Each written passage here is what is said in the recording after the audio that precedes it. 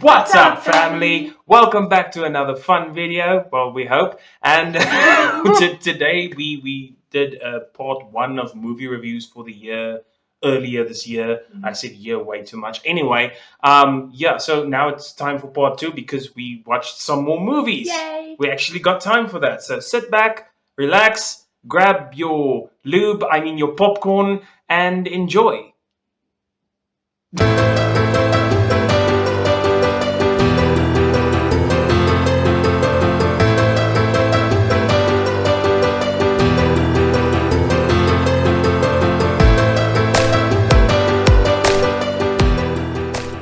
Okay, so our first movie we're going to be talking about is Thor: You Love look like a and teacher. Thunder.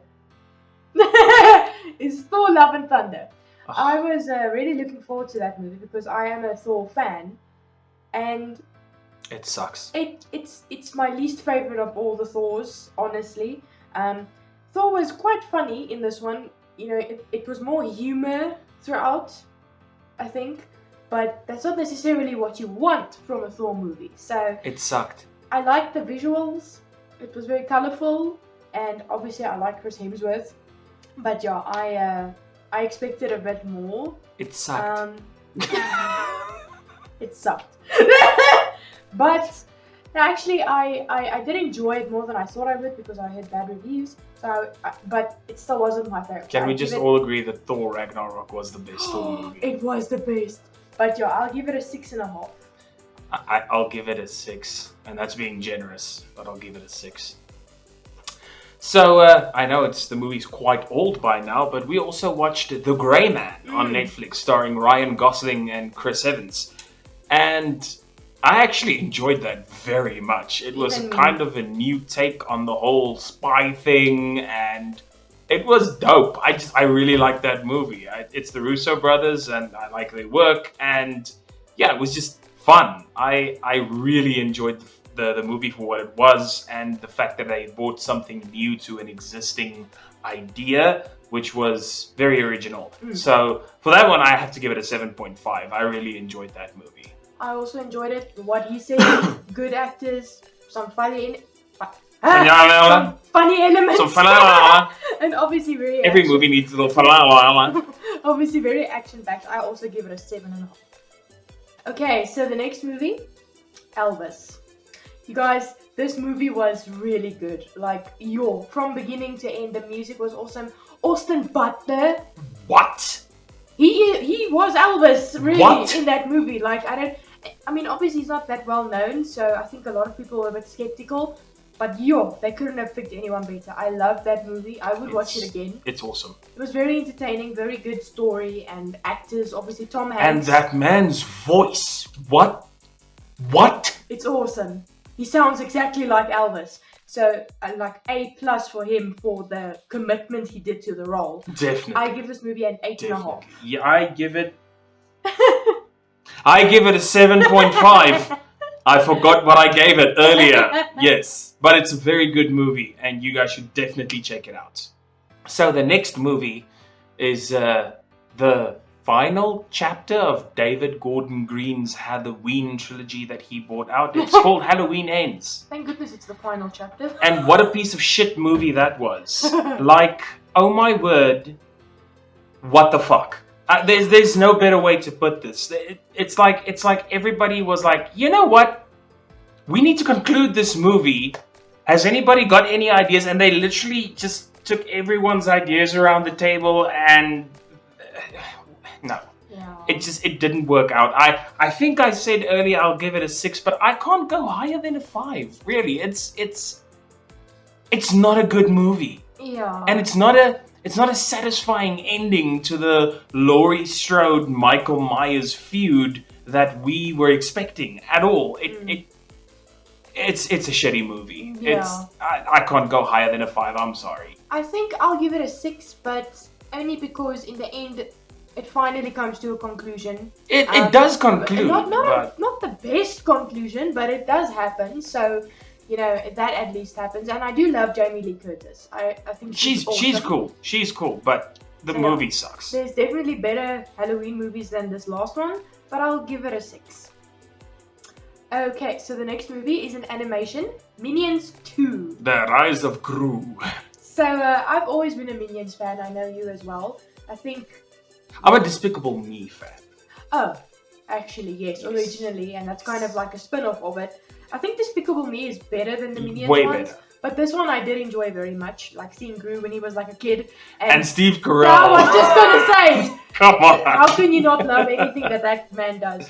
But anyway, we enjoyed the movie quite a bit. I think these days animations, they're not what they used to be, you know. But I think because we kind of grew up with Despicable Me, the Minions movies kind of feel fun to us, and I'm glad that they are continuing to go on with the franchise, and you know, it's kind of sentimental, I guess, to us in a way. But the cool thing about this one was it wasn't just about the Minions, it was after they made Gru, so having him in the story kind of made it better because I watched all the Despicable Me movies for Steve Carell.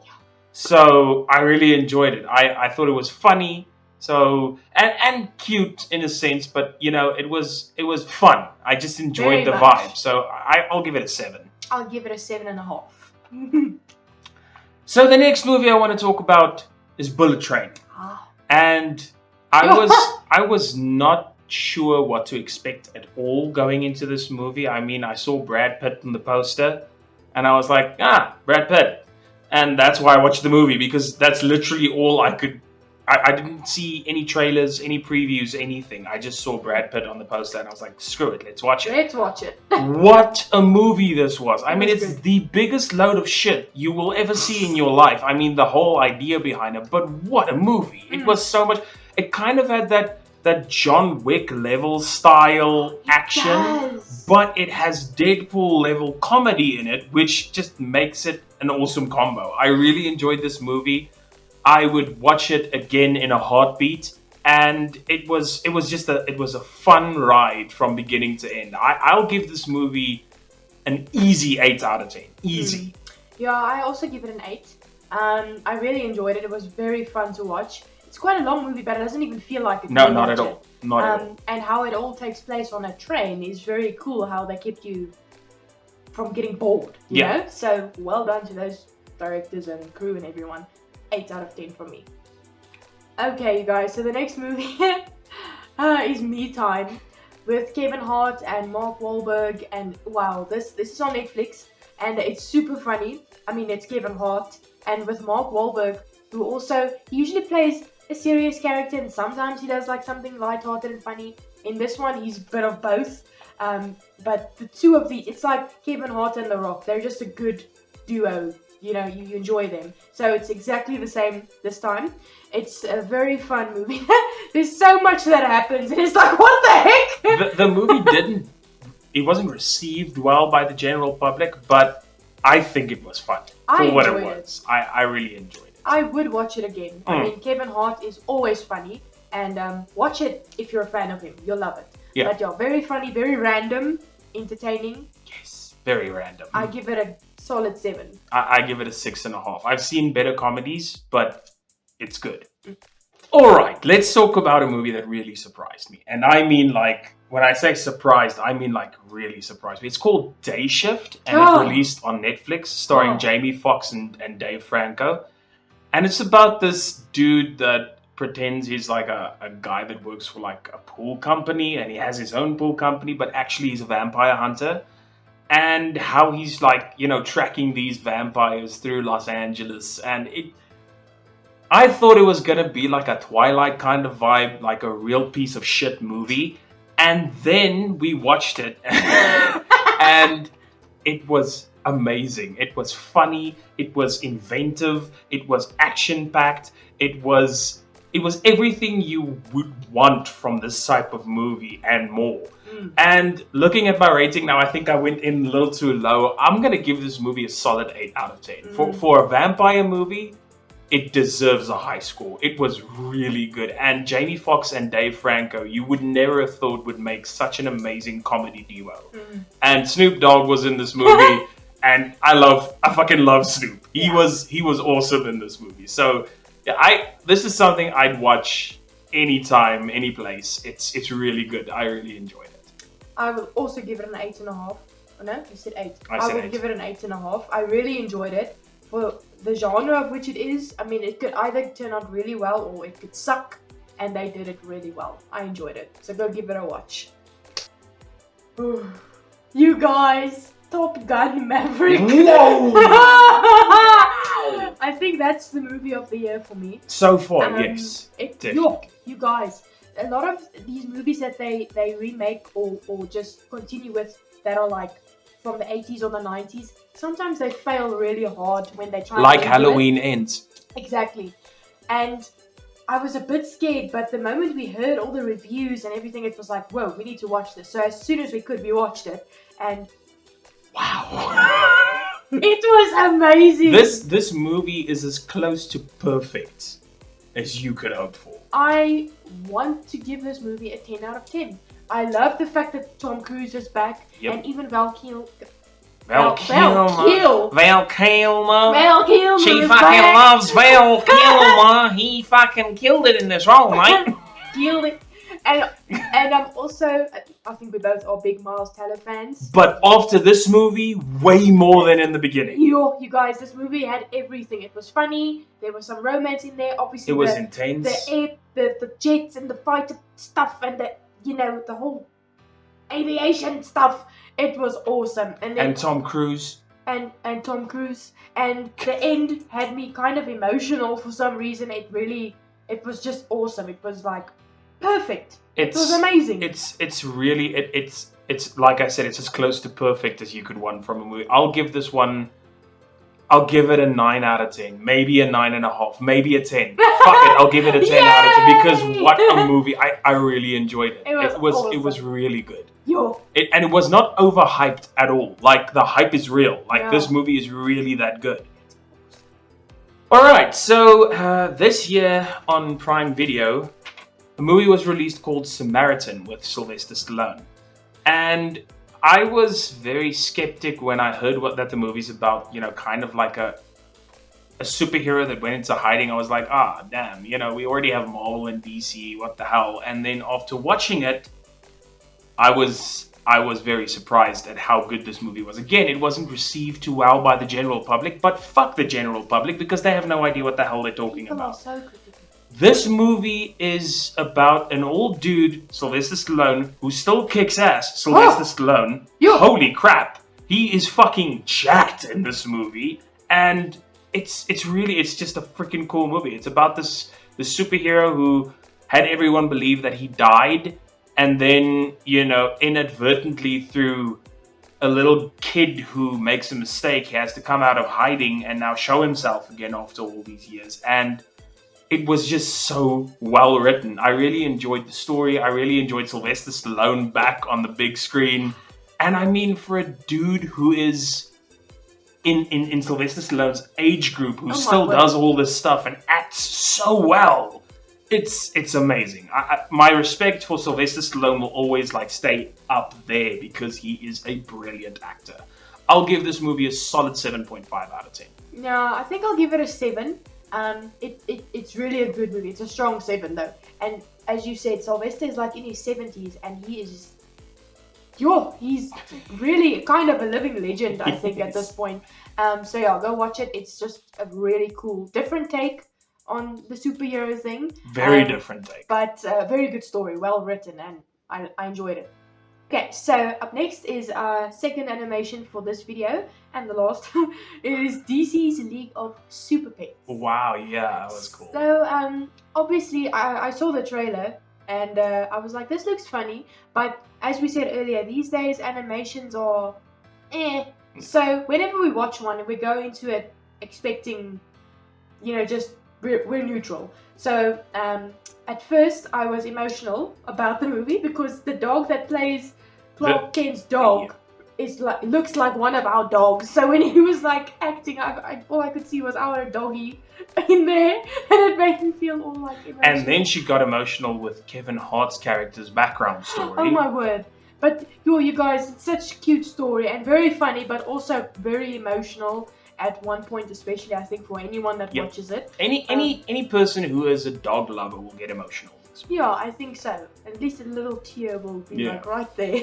But it's very funny. again, Kevin Hart is in it, and then Dwayne Johnson. It's like the perfect comedy duo. Yeah, and it's very entertaining, very cool seeing the pets of the superheroes thing going on. I would give this a 7.5. I was gonna give it more, but the fact that they wanted to shove wokeness down our throats once again kind of brought the rating down for me. If it wasn't for the wokeness, this would be an easy 8.5 because I'm a big superhero fan.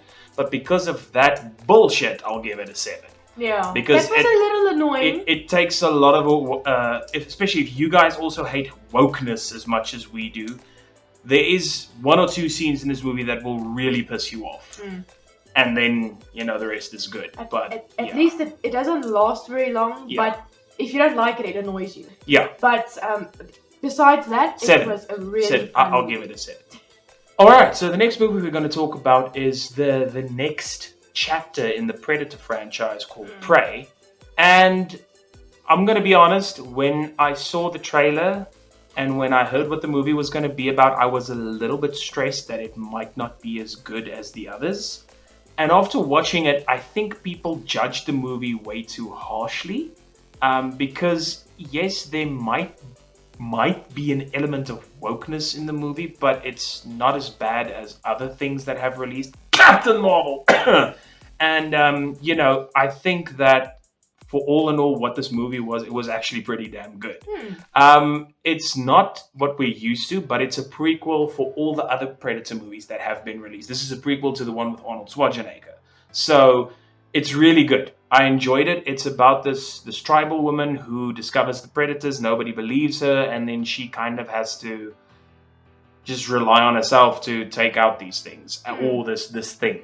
And it's good. I liked the way that the story progressed, and the cool thing is this sets up for maybe a sequel to it, or something other than just the stuff that we're used to.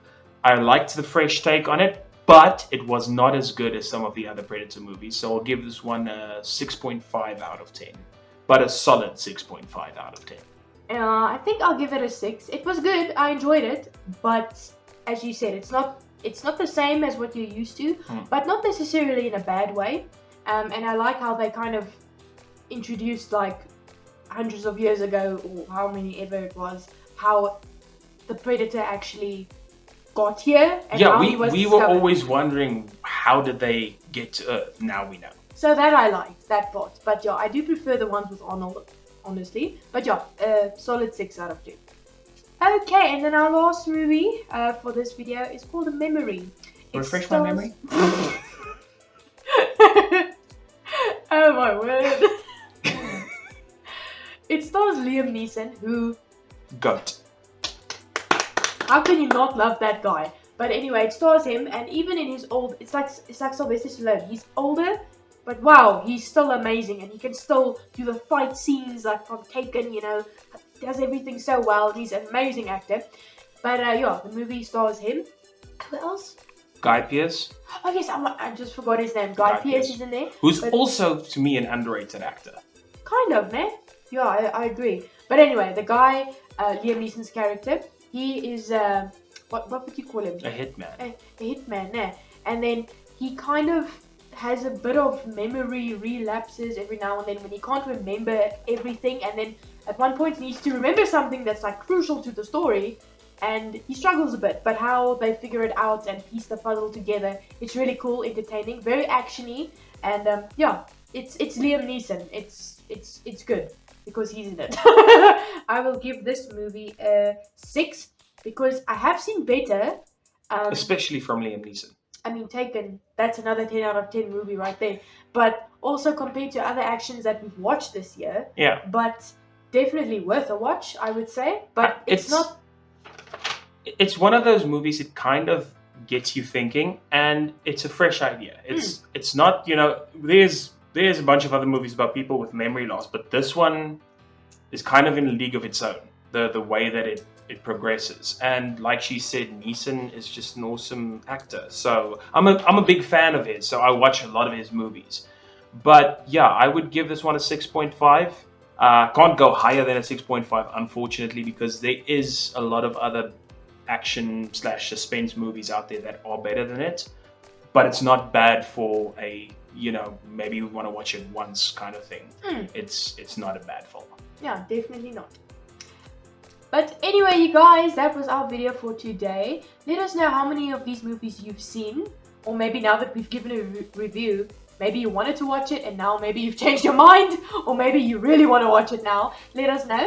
Thank you for watching. Please remember to subscribe and give us a like, share our channel with whoever, and help us grow. But thank you for watching and tuning in. We appreciate it. We will see you guys again next time. And remember to go follow us on our social media pages, because she always forgets to tell you guys to follow us on our social media pages. I'm just going to keep saying social media pages so that we can just put it up here so that you guys have a chance to read it before we say goodbye. Okay, yeah. And then please remember to go check out our social media pages.